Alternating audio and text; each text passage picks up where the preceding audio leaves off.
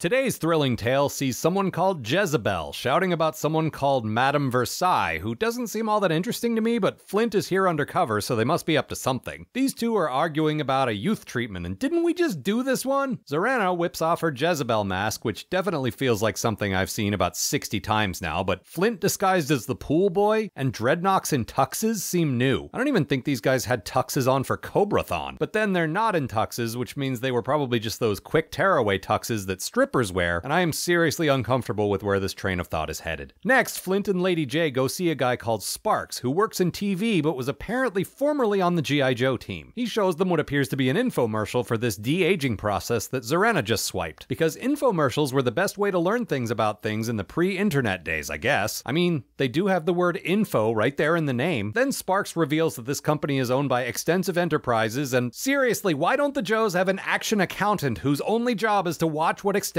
Enterprises is up to? So they gather up a team to investigate further, but it's just dial tone, sci-fi, and Mainframe again. For characters I don't know a whole lot about, I'm really starting to get sick of these three. Also, Beachhead is here. Every time I think I have a handle on what this guy's job is supposed to be, I'm wrong. The only other alternative is that the writers are just pushing all the new toys willy-nilly with no real consistent plan, but that can't possibly be right. You dragged us 3,000 miles from headquarters just to watch commercials? Not just commercials, Beachhead. Infomercials. Oh, and now Gung-Ho is here. He's not from the new toy line. What are you guys even doing? So they split into teams. Flint and Sci-Fi visit the woman in the infomercial, Donna Dasher. It will shock you to learn that a movie star in a cartoon is portrayed as kind of a difficult prima donna. She actually turns the elephants on the set of her movie against two active-duty military guys, which is possibly something you didn't see coming, though. I hope whatever serves as the official G.I. Joe wiki has a special section for civilians who should be in jail for all the shit they do to this team, and if they do have that section, that it's quite large. The elephant sequence goes on for a really long time, despite not having much to do with the actual plot. It's the alley fight from They Live in cartoon form, only instead of Keith David and that wrestler guy, it has elephants and more elephants and a couple of G.I. Joes. Next, Dial Tone and Mainframe go to visit their guy. Boy, that Brett Tinker sure can kick a football.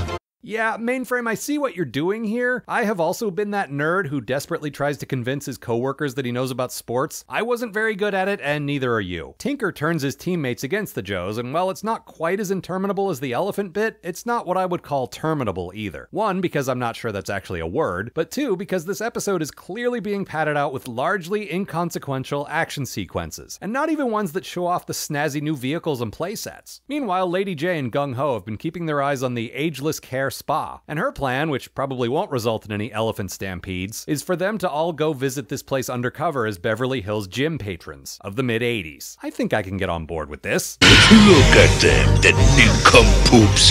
Their disguisers don't fool me. Maybe they're not disguises. Maybe they just like to dress up. Given the awesome outfits I've seen you in recently, Dr. Mindbender, surely you can relate to this. The undercover Joes are split up. Half of them are taken to the steam room and the other half to the sun room. So obviously this turns the first half into children and the other half into old people. What else were you expecting to happen? One of the kids sounds like Daniel Witwicky, and I deserve a medal for self-restraint for not throwing something at the screen when I heard that. Also, the old version of Gung-Ho looks like he's wearing a bald cap, which, alright, first of all, it's a cartoon. Second, he's already bald. As the kids escape, Zorana actually remembers that she was in love with one of them once. Good luck, Mainframe. Which is a legitimate nice bit of continuity. I actually feel bad for what I said earlier about the writers. Not bad enough to go back up and delete it, but kinda bad. They approach a cop who is Irish, because of course she is, and the cop shockingly doesn't believe the ridiculous claims coming from this group, whose ages range from 7 to 70. If nothing else, this is the exact target audience for every board game ever. Then Lady Jaye, who I guess is Girl Jaye now, or, ooh, I know, Lil J, like L-I''L. I would read that comic strip.